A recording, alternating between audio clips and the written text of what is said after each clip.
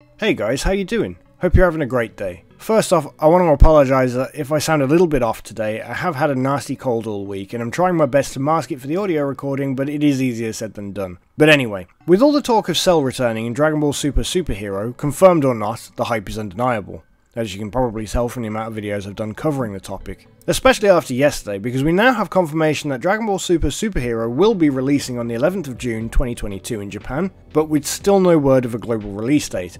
But at this point I am sure that it will come sooner rather than later. In yesterday's reveal, we also saw a picture of Hachimaru, a little spy robot that resembles very heavily the one that we saw in the Cell arc of Dragon Ball Z that Cell points out to Piccolo. With Hachimaru's reveal, it really throws us further down the rabbit hole that the expectation of Cell returning in this film is actually possible. Sure, he may not be a cicada or something, but he does appear to be a wasp, and it does make you wonder if that is going to be indicative of Cell's appearance in this film. So in this video, it makes sense to tackle another potential outcome that I've seen a lot in my comments section as of late. I've had a fair few comments discussing the possibility of Cell Jr.'s being either the catalyst of Cell's resurrection for the new movie, or possibly being a mutated Cell Jr. himself as the main villain of the movie. This would sort of tie in with some of the other reports, such as from Geekdom, that there may be a Cell type of main antagonist for the movie.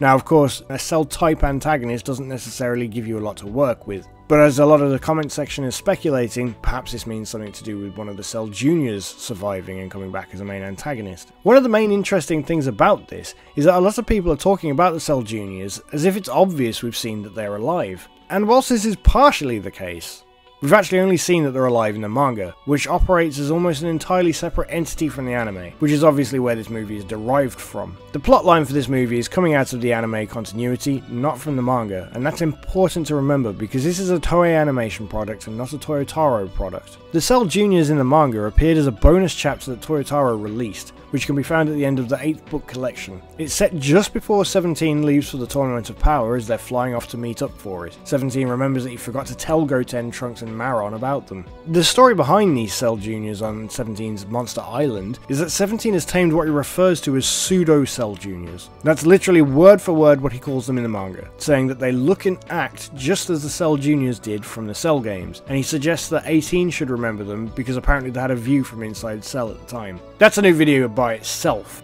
However, he says that he tamed them so that they don't attack the rangers of Monster Island, but will still occasionally attack poachers. Once the Cell Juniors notice the armbands on the boys and Maron, they back off and they jump back into the bushes apologetically. Whilst the name Pseudo Cell Jr. implies they're not actually Cell Juniors, just like the fan named Pseudo Super Saiyan from the Lord Slug movie, the final excerpt of this bonus chapter says Cell could regenerate endlessly as long as the core cluster of cells in his head were not obliterated. Perhaps the Cell Juniors possessed a similar ability, and if so, maybe those original 7 survived to this day. This really puts a bow on the story. Toyotaro wanted to imply that these are the original 7 Cell Juniors. The important thing to remember is, as a bonus chapter from Toyotaro, this is generally him trying to either have a little bit of fun and or to tie up plot holes, and generally he does quite a good job of doing that when he does these chapters, explaining why the Pilaf gang are young again and when they made their wishes and why Mai is around a similar age to Trunks even in the future. But as it stands,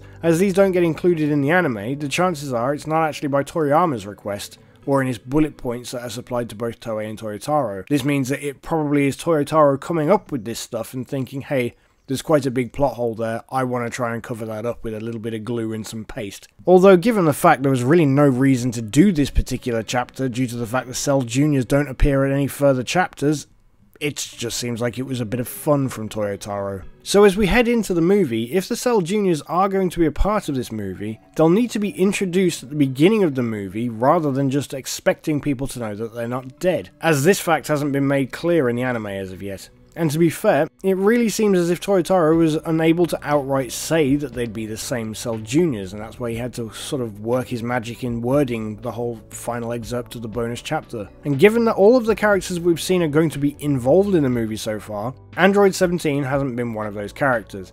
And if they're going to reveal that these Cell Juniors are alive and they're on his island and they need to kind of cover this chapter, well then Android 17 is probably going to be necessary to do that. Some people have said, well, he hasn't had a design change, which is possibly why 17 hasn't been featured. Well, neither have Chi-Lai and Lemmo, and they're featured on the posters as well. Whether she's holding a bag of bread or potatoes or a baby in a bag, whatever. She hasn't had a design change, and other than Lemmo wearing an apron, he hasn't either. My assumption based on this information is that we probably won't see the Cell Juniors in the movie, and I don't think that they're going to be the catalyst for his return, but whilst I could be wrong, I do feel as though they probably won't go that route. If they do go that route, it'll probably be some sort of Terminator 2-like approach, where the new Red Ribbon retrieves a piece of Cell Jr. that Gohan had destroyed back in the Cell games, and have tried to rebuild Cell based on this little arm or something in a jar. Of course, if you didn't know, the original Cell arc had a lot of Terminator 2-like themes going on in there, even with Trunks being loosely based on John Connor. It would be quite a nice throwback to sort of go, hey, we've put an arm in a jar, and I would actually probably be okay with that. This could very well likely be the catalyst of Cell's return if they do that. If we get Cell's return from a Cell Jr. arm being in a jar or something like that, I wonder if Cell will actually be able to speak, or whether it'll be mute and occasionally just let out a high-pitched scream. Anyway, what do you guys think about all this? Leave me a comment down below and let me know what you think. Do you think they'll follow the manga's continuity and add an explanation into the Cell Junior's whereabouts? Or do you think they'll go with the Terminator 2 arm in a jar story route? Remember to leave a like, comment and subscribe for more Dragon Ball content in the future, and until we meet again, bye!